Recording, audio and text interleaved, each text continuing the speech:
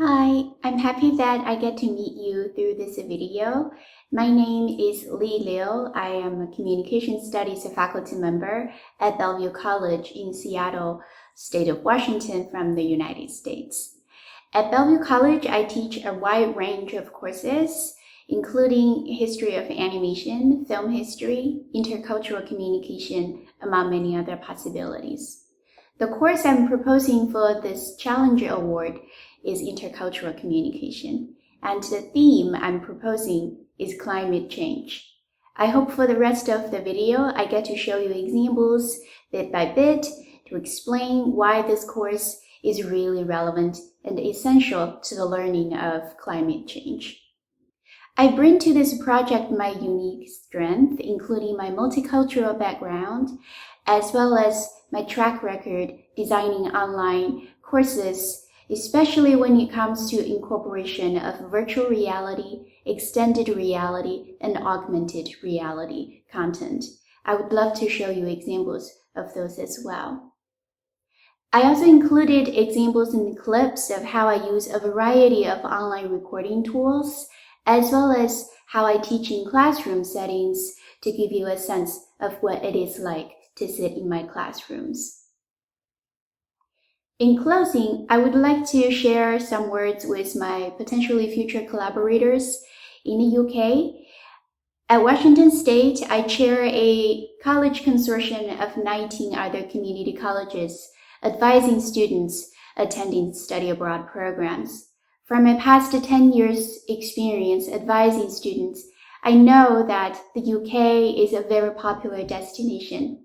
Now I'm very excited that with this collaboration, I get to bring this immersive collaborative learning experience to my students, especially those because of financial restrictions couldn't physically travel to the country. Now they get to work with their peers from the UK, and this is great news for them.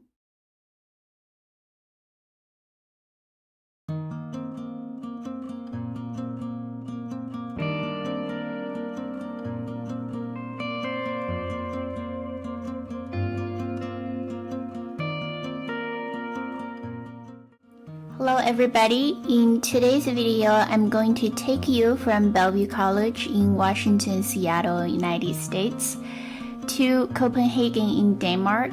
We're going to take a virtual tour and we take a short walk along the waterfront in Copenhagen. We're going to make a few stops and I'll share some of the photos I took during my last trip to Copenhagen, and in doing so, we hope to establish a culturally unique way of understanding the value of space and how to cleverly arrange that space so that the past of your culture is connected seamlessly to the future of your culture. So we're going to go ahead and depart from Bellevue College and fly over to Denmark. It probably will be a little bit dizzy in the following second or so, so brace yourself.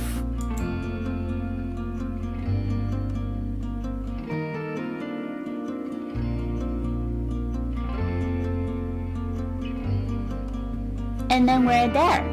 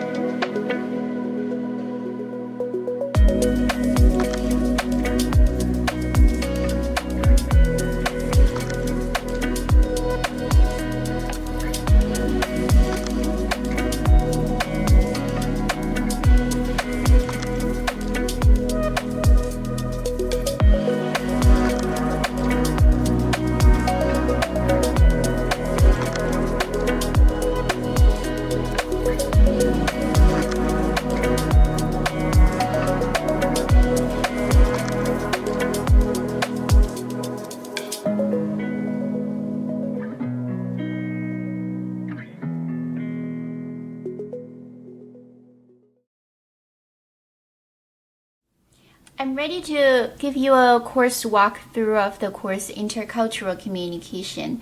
This is the course I'm proposing for the Challenge Teaching Award. I also want to show you how it is relevant to the theme that I picked, which is climate change. At Bellevue College, we have a sustainability academic concentration.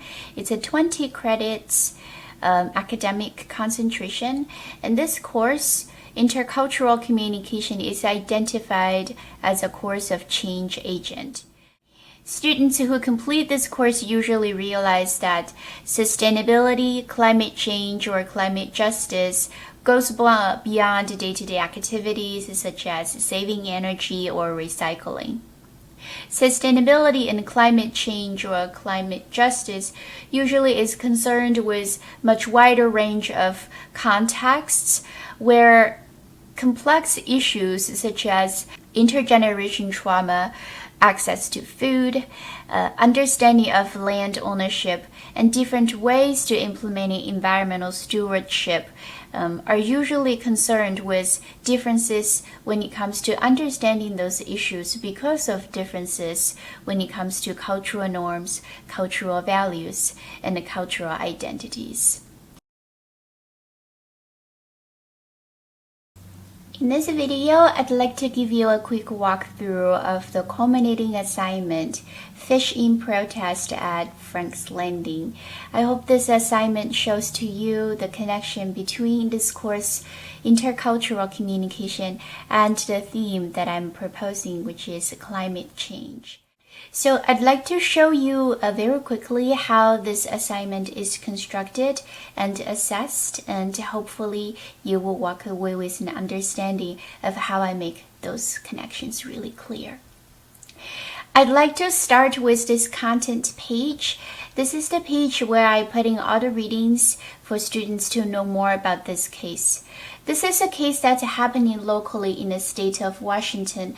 It has a historical root, and it has a historical emotional baggage for First Nation tribes, and it really reflects intergeneration trauma because even until today it is unresolved, and it is deeply concerned with local First Nation tribes peoples and their access to food and their right to fish.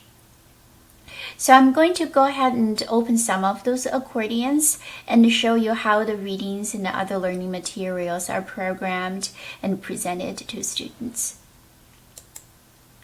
The first piece of reading is actually a research project completed by an undergraduate student from the history department at University of Washington. It is a great collection of news articles coming from the past, dated all the way back to the 1970s to today's time, that talks about how local media covers the same case, the struggle and the conflict between the First Nation tribes and the local authority when it comes to who gets to fish, where, and during which time. When students go through this piece of reading, they will be exposed to media articles published not only in recent memory, but also dated back in the 1970s, during which time the civil rights movements are really on the rise across the entire country, and the fish-in protests taking place locally in the state of Washington is really an echo and a reflection of the civil rights movements going on back then.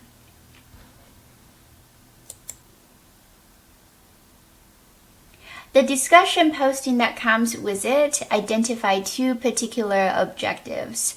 The first one is concerned with their general skill, which is analytical writing, versus the second one is more concerned with a course-specific concept, cultural competence. So we provide the definition over here. I'd like to conclude with a little bit about how I assess this discussion posting. I used a value rubric published by the American Association of Colleges and Universities that particularly concerning intercultural knowledge and competence. And it's further divided into 3 specific categories: knowledge, skills, and attitudes. And I use this rubric for assessment. I hope at this point, as much as possible, you can also see the connection between the theme climate change and the course intercultural communication. I appreciate your time spent on this assignment to walk through, and I look forward to collaborating with you more on this theme.